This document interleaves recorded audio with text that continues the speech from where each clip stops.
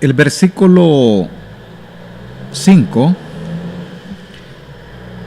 dice: pero por tu dureza y por tu corazón no arrepentido, atesoras para ti mismo ira para el día de la ira de la revelación del justo juicio de Dios.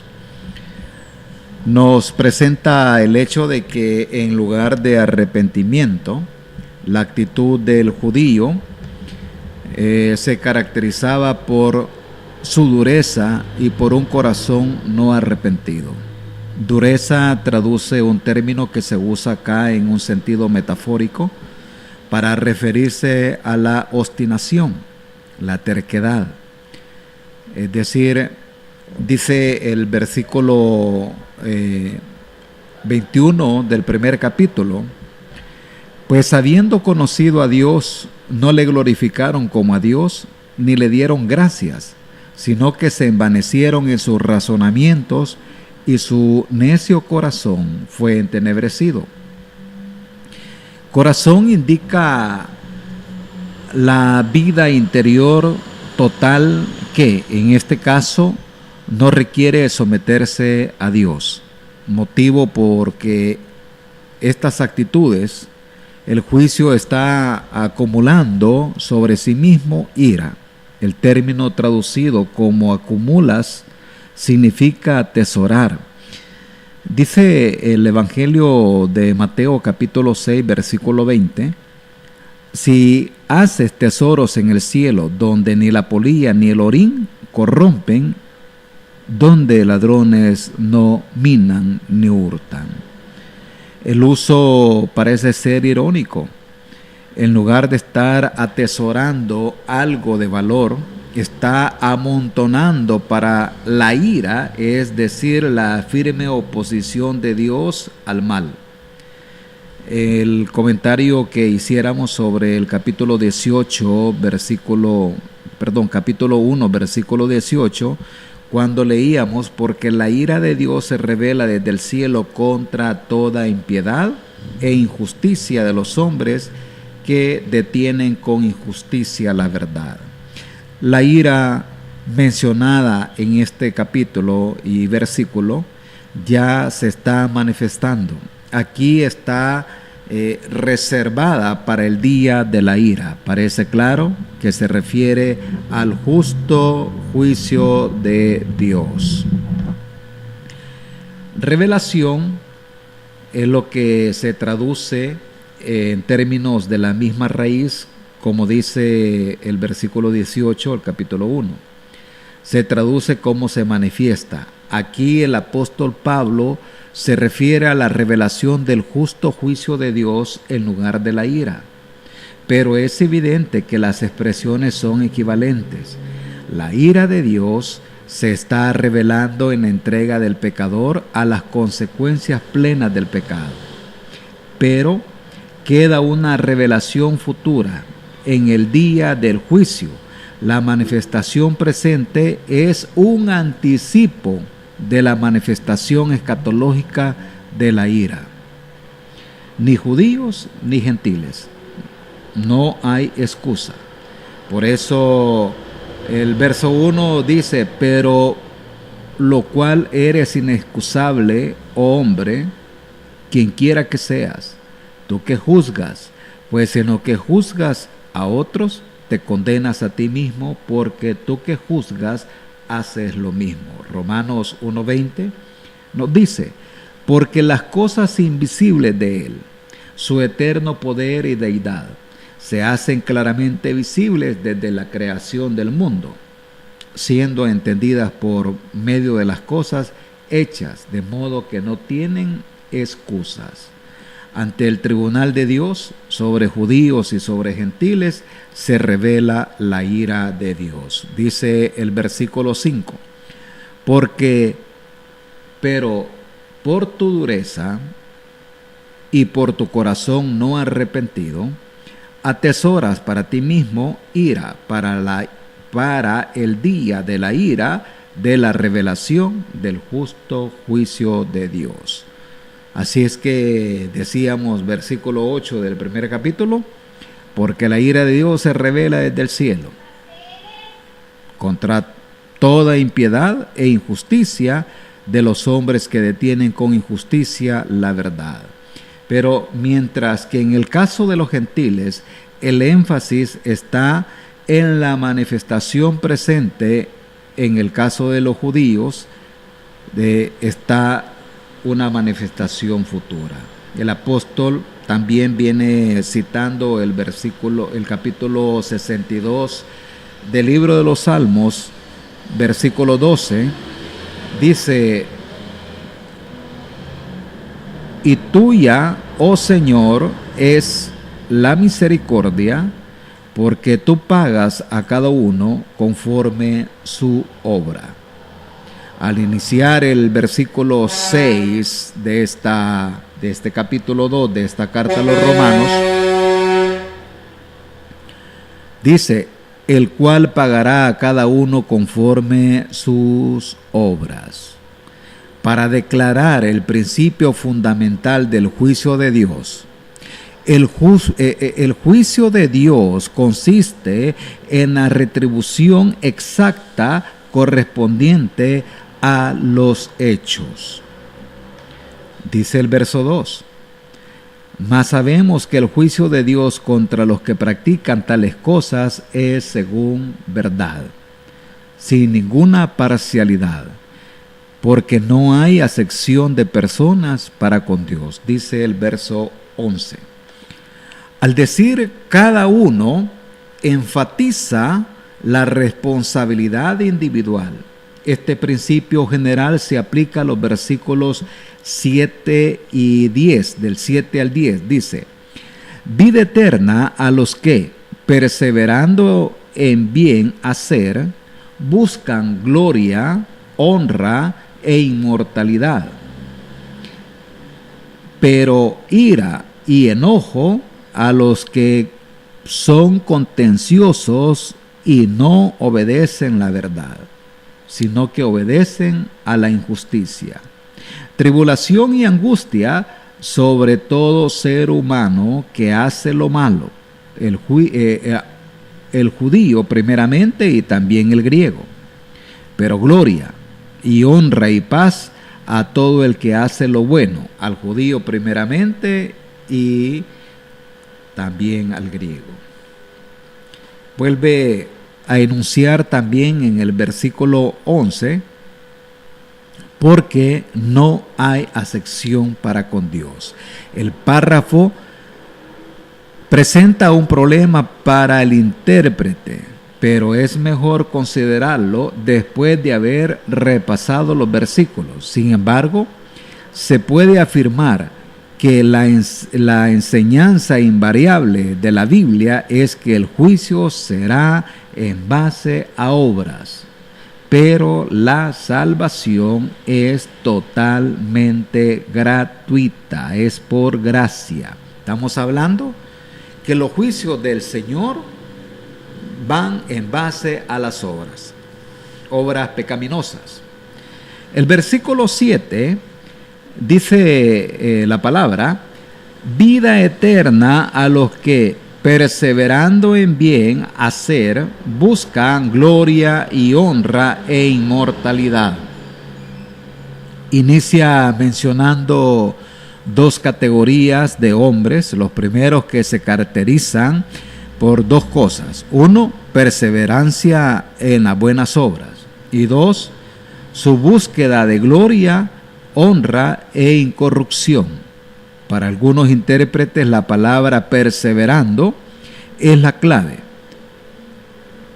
Presupone una confianza en Dios más allá de los esfuerzos propios. Gloria, honra e incorrupción son dones escatológicos firmemente asociados en el pensamiento judío con la vida de los hijos de Dios después de la muerte. Dice el versículo 10 de este capítulo: pero gloria y honra y paz a todo el que hace lo bueno, al judío primeramente, también al griego. Y dice Pedro en su primera carta, el capítulo 1, versículo 7: para que sometida a prueba vuestra fe, mucho más preciosa que el oro, el cual, aunque perecedero, se prueba con fuego, sea hallada en alabanza, gloria y honra cuando sea manifestado nuestro Señor Jesucristo. Lo que el apóstol Pablo habla de los que buscan estas bendiciones, no de las que la merecen. Pablo está diciendo, está hablando de una actitud, la de los cuales buscan ciertas cualidades. No está hablando de los que guardan ciertas leyes o tratan de merecer ciertas recompensas. La confianza de esta gente está en Dios, no en sus propios logros. Él habla de aquellos cuyas vidas están orientadas en cierto sentido. La inclinación de sus vidas es hacia las cosas celestiales. Los cristianos, con esta disposición, recibiremos vida eterna. El énfasis no es tanto en la duración de la vida, sino en su calidad. Es el término amplio para designar el estado final de bendición de que es salvado.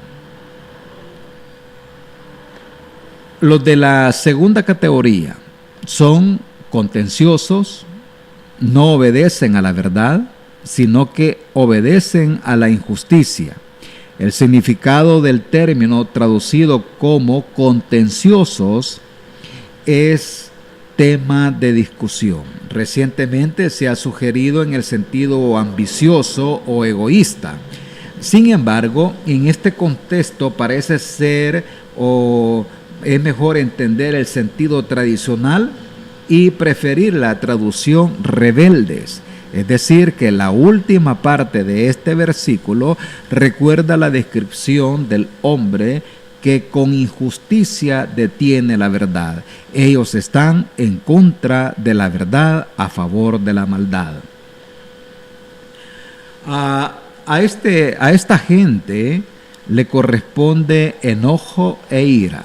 La palabra traducido como enojo es la misma que aparece en Romanos capítulo 1, versículo 8, y lo que dice también en el versículo 5 de este capítulo, donde la traducción es ira. Lo que aparece en Reina Valera dice ira.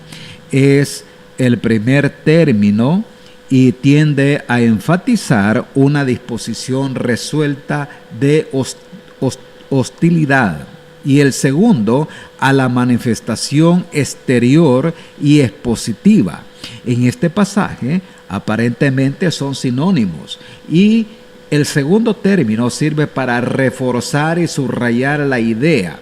La referencia es a la ira de Dios, mientras que en Romanos el capítulo 2, versículo 7 dice vida eterna a los que, perseverando en bien hacer, buscan gloria y honra e inmortalidad.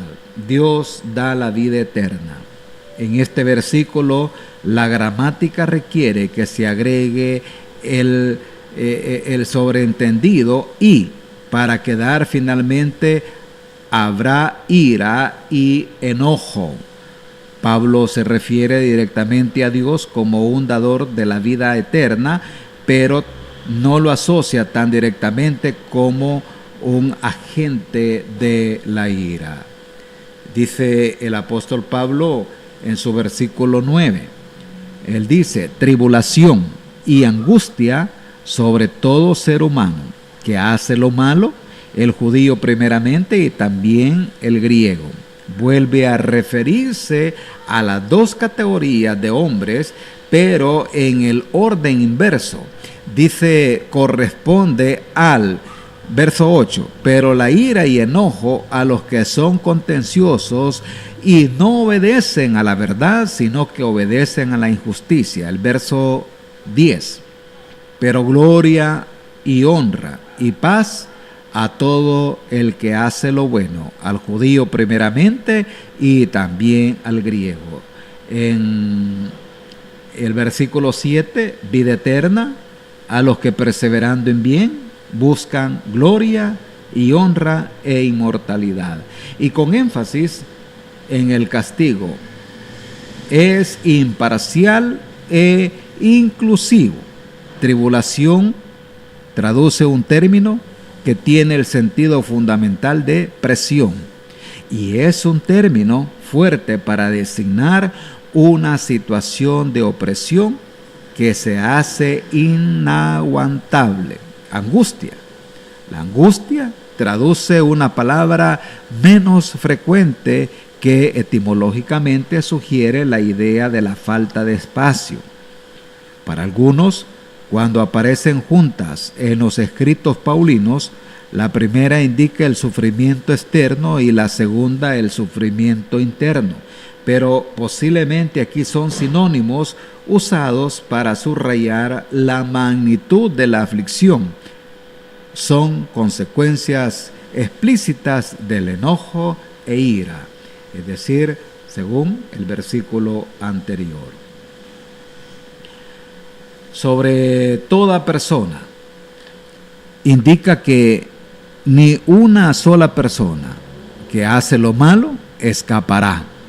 La universalidad del castigo se refiere aún más por la frase el judío primero y también el griego. Los dos términos abarcan la totalidad de los hombres. En el Antiguo Testamento enseñaba el juicio de los judíos. Allá, por ejemplo, dice el libro de Jeremías, capítulo 25, versículo 29, porque he aquí que la ciudad en la cual es invocado mi nombre, yo comienzo a hacer mal, y vosotros seréis absueltos. No seréis absueltos, porque espada traigo sobre todos los moradores de la tierra, dice Jehová de los ejércitos. Leemos de nuevo. Porque he aquí que la ciudad en la cual es invocado mi nombre, yo comienzo a hacer mal, y vosotros seréis absueltos.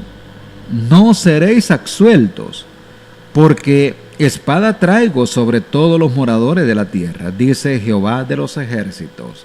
El profeta Amós también dice: a vosotros solamente he conocido de todas las familias de la tierra, por tanto os castigaré por toda vuestra maldad. Repito, Amós 3:2.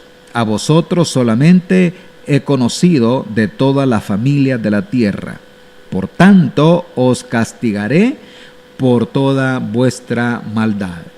Pero en el primer siglo era una enseñanza obvia para los judíos. Jesús insistía en que mayor conocimiento implicaba una mayor responsabilidad en el juicio. Dice Lucas capítulo 12, versículo 48.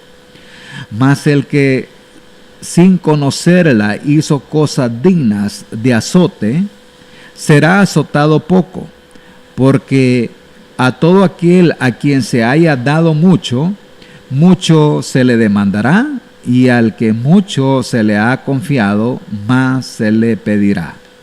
Por tanto, la prioridad de los judíos en el juicio es lógica. Tiene prioridad en la salvación, como dice el apóstol Pablo, capítulo 1, versículo 16, porque no me avergüenzo del evangelio, porque es poder de Dios para salvación a todo aquel que cree, al judío primeramente y también al griego.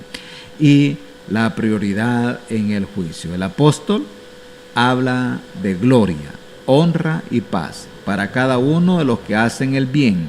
Los términos se refieren a la bendición de la salvación, especialmente en su aspecto escatológico. Bien, versículo 11.